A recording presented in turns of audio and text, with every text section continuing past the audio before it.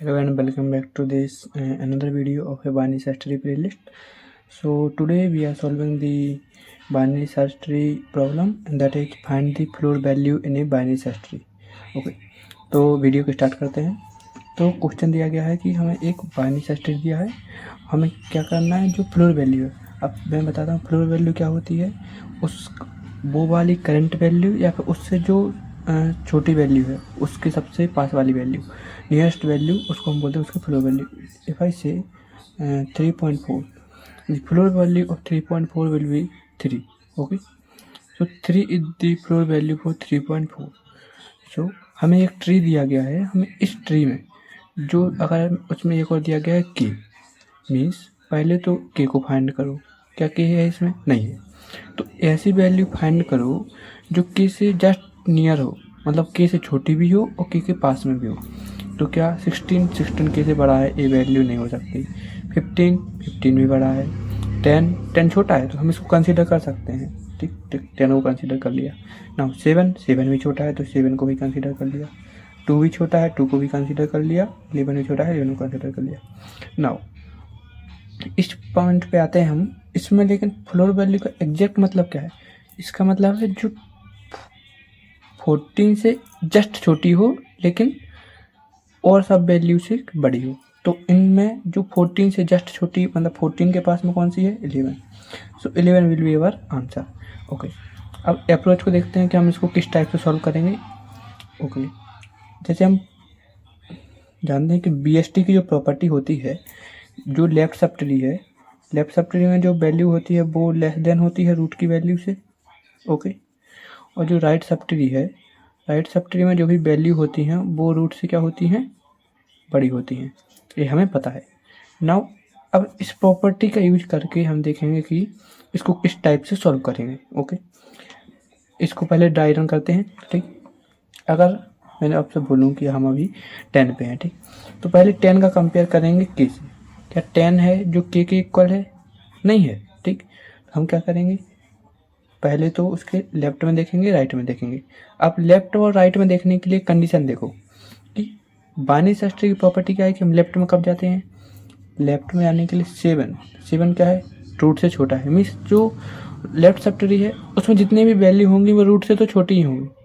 तो अगर मैंने कंपेयर किया कि हमारा के है 10 के इक्वल नहीं है, तो या फिर वो लेफ्ट में होगा या फिर राइट में होगा। मतलब वो के इक्वल नहीं है तो यहाँ पे हो सकता है, या फिर वो राइट सब ट्री में हो सकता है। ठीक, अगर मैं बोलूँ कि के है वो 10 से बड़ा है, सपोज करो, अभी के की वैल्यू हमें पता नहीं है। ठीक, अगर मैं बोलूँ कि के है वो 10 से बड़ा है, तो मैं कहाँ पे सर्च करूँगा? लेफ्ट वाले सब ट्री में या फिर राइट वाले सब ट्री में? तो we will go in right sub tree. Okay, तो इस बाइनरी सर्च ट्री की इस प्रॉपर्टी से हमें यही पता चलेगा कि हमें किस सब ट्री में जाना है। ठीक, तो अगर के की वैल्यू 10 से बड़ी है तो हम राइट सब ट्री में जाएंगे। ठीक, तो राइट सब ट्री में आ गए 15 पे। ओके, अब 15 पे फिर से मैंने चेक किया, अभी 15 पे आ गया तो इसको एक ट्री की तरह एज्यूम करो। इस वाले को यहाँ छुपा लो, ये ट्री की तरह एज्यूम करो। ए रूट हो गया, ए लेफ्ट हो गया, ए राइट सब ट्री। ठीक, 15 को चेक करो, क्या 15 के इक्वल है? नहीं है। ठीक, क्या 15 के इक्वल नहीं है तो के कहाँ पे प्रेजेंट हो सकता है? या फिर लेफ्ट में हो सकता है या फिर राइट में हो सकता है। ठीक, तो हम लेफ्ट में जाएंगे या फिर राइट में जाएंगे, ये कौन डिसाइड करेगा? बाइनरी सर्च ट्री की प्रॉपर्टी। ठीक, 15 का कंपेयर करो के से। क्या 15 है, सपोज कि 10 से तो ग्रेटर देन है और 50 से भी क्या है? 50 से लेस देन है। ठीक, तो 15 से के लेस देन है तो हम क्या जाएंगे? लेफ्ट सब ट्री में। 11 में पहुँचे तो क्या के की वैल्यू 11 है। अभी के की वैल्यू 40 सपोज नहीं की मैंने, अभी तो मैं के की वैल्यू लेके चल रहा हूँ क्या? 11। ठीक, क्या के की वैल्यू 11 है? हाँ है। तो हम क्या कर देंगे? रिटर्न कर देंगे 11 को। ठीक, अब अप्रोच पे आते हैं जो हमारे मेन क्वेश्चन की है। वो क्या बोल रहा है कि हमें सिर्फ वो के से जस्ट लेस देन और इक्वल वाली वैल्यू चाहिए। मीन्स अगर मैं 10 पे हूँ, 10 के से लेस देन है। ठीक, 10 के से लेस देन है तो हम उसके जब लेफ्ट में जाएंगे, अगर सपोज करो अगर मैं उसके राइट में गया, ठीक, राइट में जाने के बाद उसके मैं एक और राइट में गया, फिर लेफ्ट में गया और मेरे को वैल्यू मिली ही नहीं जो के इक्वल है। ठीक, मतलब मेरे को 11, जैसे कि के की वैल्यू यहाँ पे 14 है। ठीक, यहाँ पे कहीं पे 14 नहीं है तो मैं तो यहाँ पे, लेकिन 10 वैलिड आंसर हो सकता था हमारा, तो हम तो 10 को वहाँ पे ही छोड़ के आ गए। तो हम क्या करेंगे, हर एक स्टेप पे जो उसकी करंट वैल्यू है, मीन्स अगर हम राइट साइड में जा रहे हैं, मीन्स कि ये फंक्शन है मेरा सॉल्व नाम से। ठीक, और सॉल्व ऑफ राइट साइड में जा रहे हैं। ठीक, तो हम जब राइट साइड में जाने से पहले क्या करेंगे, अगर k की वैल्यू है लेस देन है हमारी रूट की वैल्यू से, ठीक, k की वैल्यू है ग्रेटर देन रूट की वैल्यू से, ओके। नाउ इट मीन्स जो रूट की वैल्यू है मतलब 10 है, 14 से छोटा है, 14 से छोटा है, तो इस टाइम पे हम क्या करेंगे, 10 को पहले स्टोर कर लेंगे ताकि जो फ्यूचर में अगर कोई वैल्यू नहीं मिले तो हम 10 को रिटर्न कर सकें, ठीक। तो हम क्या करेंगे, पहले तो इस वाले फंक्शन को कॉल करने से पहले राइट वाले फंक्शन को हम 10 को स्टोर कर लेंगे। तो यहाँ पे मैं एक आंसर नाम से वेरिएबल मान लूँगा और आंसर नाम से वेरिएबल में उस रूट की वैल्यू को क्या कर दूँगा, मैं स्टोर कर दूँगा, ठीक। तो आंसर में रूट की वैल्यू स्टोर हो गई। अब राइट साइड में आ गए। अब यहाँ पे एक कंडीशन आती है कि अभी इसको मैं अच्छे तरीके से लिख देता हूँ, ठीक। यहाँ पे मैंने पहले कंडीशन चेक की कि इफ़, ओके, कैमरा एडजस्ट कर लेता हूँ, okay, if I say if root of value, okay, root of value less than equal to K, okay, it means that K की वैल्यू बड़ी है, रूट की वैल्यू छोटी है, तो हमें राइट सब ट्री में जाना है। बट राइट सब ट्री में जाने से पहले हम क्या करेंगे, उस वैल्यू को स्टोर कर लेंगे, ठीक। तो अब हमें क्या चाहिए, देखो अभी हमने बोला था कि हमें चाहिए उसकी फ्लोर वैल्यू, फ्लोर वैल्यू होती है जो उसकी जस्ट उससे ही छोटी हो, ठीक। मतलब कि इन सब वैल्यू में हमने बोला था कि सब वैल्यू आ रही 2, 10, 7 और 11, इनमें से जो मैक्सिमम, ठीक। तो हम क्या करेंगे, हर टाइम पे यहाँ पे मैक्सिमम लेते जाएंगे जो आंसर है उसका, ठीक, मैक्सिमम ऑफ आंसर और रूट की वैल्यू का, ओके। नाउ रूट की वैल्यू और आंसर का हमने मैक्सिमम ले लिया। अब आंसर को तो हमने स्टोर कर लिया, हम जाएंगे राइट सब ट्री में। तो राइट सब ट्री में जाने के लिए हम क्या करेंगे, सॉल्व फंक्शन को कॉल कर देंगे और राइट सब ट्री में जाने के लिए हम रूट का राइट पास कर देंगे, ओके। और वो जो राइट पास कर दिया, ठीक, ये हो गया हमारे राइट के लिए। नाउ अगर मैं बोलूँ कि जो रूट की वैल्यू है वो के से बड़ी है, ठीक, मतलब के की वैल्यू छोटी है, रूट की वैल्यू जब बड़ी है, तो हम कहाँ पे जाएंगे, लेफ्ट सब ट्री में जाएंगे। तो मैं बोलूँगा एल्स में को लिख दूँगा सॉल्व ऑफ रूट का लेफ्ट, ओके। बट इस टाइम पे अगर देखो कि मैंने यहाँ पे आंसर को स्टोर नहीं किया ना, आंसर को मैंने स्टोर क्यों नहीं किया, देखो यहाँ पे एक कंडीशन आती है कि अगर मैं बोलूँ कि मैं राइट सब ट्री में जा रहा हूँ, ठीक, हमें क्या बताना है यहाँ पे, फ्लोर वैल्यू जो उससे जस्ट लेस देन हो, ओके। अगर मैं बोलूँ कि अगर मैं लेफ्ट सब ट्री में जा रहा हूँ और हाँ मैंने वैल्यू को स्टोर कर दिया, ठीक, तो वैल्यू जो हमारी पहले आंसर में थी वैल्यू, क्या हम लेफ्ट सब ट्री में ऐसी वैल्यू फाइंड कर सकते हैं जो उसके जस्ट छोटी हो, के से छोटी हो, नहीं, क्योंकि राइट सब ट्री में जो ग्रेटर देन वैल्यू होती है लेफ्ट सब ट्री से, ठीक। तो हम जब लेफ्ट सब ट्री में जाएंगे तो हम कहीं पे भी आंसर को स्टोर नहीं करेंगे, ठीक। अब इसको हम कोड में देख सकते हैं। पहले तो इसका सूडो कोड लिख देता हूँ मैं और देन उसके बाद हम उसको इम्प्लीमेंट करते हैं अपने, ओके। नाउ सूडो कोड लिखेंगे, सॉल्व फंक्शन लिख दूंगा मैं इसके लिए, कोई सा भी फंक्शन मान लेते हैं सॉल्व नाम से, ठीक। और इसमें मैंने रूट पास कर दिया और यहाँ पे के दिया है और यहाँ पे एक आंसर के लिए मैं एक वेरिएबल मान लेता हूँ, ठीक। नाउ ये अब पहले चेक कर लेते हैं कि रूट है जो नल हो जाएगा तो क्या करेंगे, अगर रूट है वो नल हो गया तो यहाँ से हम रिटर्न कर जाएंगे, ठीक। रूट नल हो गया तो उधर से रिटर्न हो जाएगा, ठीक। ये आ जाता है पहला स्टेप। सेकंड स्टेप हम चेक कर लेंगे, अगर रूट की वैल्यू इक्वल हो गई, ठीक, रूट की वैल्यू इक्वल होगा जी, तो हम क्या करेंगे, आंसर में स्टोर कर देंगे क्या, रूट की जो वैल्यू है उसको, ठीक।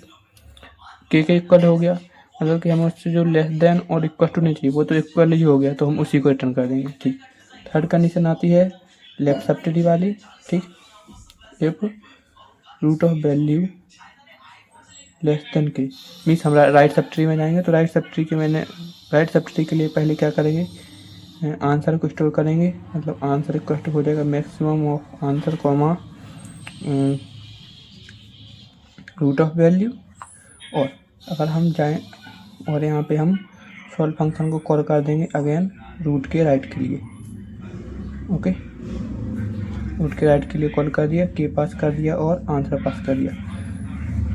स्टेप नंबर 4, अगर रूट के राइट में नहीं गए तो हम रूट के लेफ्ट में जाएंगे। तो रूट के लेफ्ट में जाने पे हम क्या करेंगे, सॉल्व फंक्शन रूट का लेफ्ट एंड के end answer, we will not store the answer for the left sub tree, okay. This is the pseudo code for this problem. अब हम इसको इम्प्लीमेंट करके देखते हैं, ओके। नाउ हम इसको इम्प्लीमेंट करेंगे। तो सूडो कोड के साथ इंप्लीमेंट करेंगे हम यहाँ पे एक सॉल्व फंक्शन लिख लेंगे। तो मैंने यहाँ पे एक सॉल्व फंक्शन लिख दिया और यहाँ पे मैंने रूट को पास कर दिया। तो यहाँ पे रूट और के को पास कर दिया और एक आंसर को पास कर दिया। ठीक, आंसर को पहले मैं इनिशियलाइज कर देता हूँ। ठीक, अब देखो, अब क्वेश्चन में लिखा है कि अगर हमें कोई ऐसी वैल्यू नहीं मिलती है तो हम क्या करेंगे, -1 को रिटर्न कर देंगे। ठीक, तो आंसर को मैं इनिशियलाइज कर देता हूँ -1 से। ठीक, आंसर को इनिशियलाइज कर दिया -1 से। ठीक ना, अब अपना सॉल्व फंक्शन लिख लेते हैं। ठीक, तो यहाँ पे रिटर्न हम सॉल्व फंक्शन को नहीं करेंगे, रिटर्न करेंगे हम अपने आंसर को। ठीक, सॉल्व फंक्शन वास हमें वो आंसर में वैल्यू फाइंड करके दे देगा, मतलब आंसर में वैल्यू डाल देगा। ठीक, तो हमने सॉल्व फंक्शन लिख लिया अपना। यहाँ पे मैंने रूट को पास कर दिया, इंटीजर के हो जाएगा, इंटीजर आंसर हो जाएगा। ओके ना, अगर हम बोलेंगे रूट की वैल्यू ही नल हो गई। ठीक, ओके,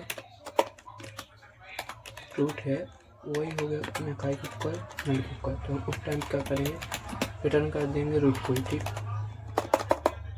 वहाँ से हम रिटर्न मार जाएंगे। ठीक, अब एक और कंडीशन आती है, अगर हम बोलेंगे कि एफ रूट की जो वैल्यू है, ओके, रूट की वैल्यू है वो हमारी इक्वल हो जाती है हमारे जो करंट के की वैल्यू है। ठीक, तो वैल्यू तो इक्वल हो गई, हम क्या, अगर हमारे पास एक आंसर वेरिएबल है उसमें वैल्यू है 5 और जो अभी ये आ गई है वैल्यू रूट की वो है 4, बट वो इक्वल है के, तो हम क्या करेंगे, जो उन दो का मैक्सिमम है। ठीक, तो हम क्या करेंगे,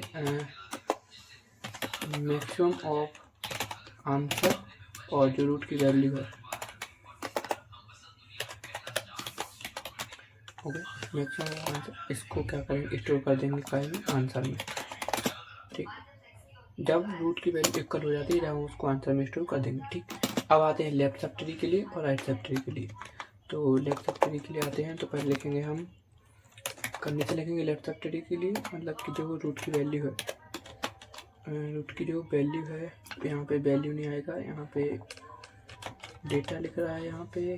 ओके, यहाँ पे भी डेटा आएगा, यहाँ पे भी डेटा आएगा, रूट का डेटा है लेस देन के है, means we have to go and right sub tree. Okay, what we will do before going to the right sub tree, what we will do, we will store the answer, okay, in answer variable, okay, answer or root of value, root of data. Okay, now if I say I'm going to the left sub tree, then I can do else we store here the answer and we call for the function for the right sub tree. Okay, root of right comma k comma answer. Okay, now for right sub tree we copy this function and we paste it over here left.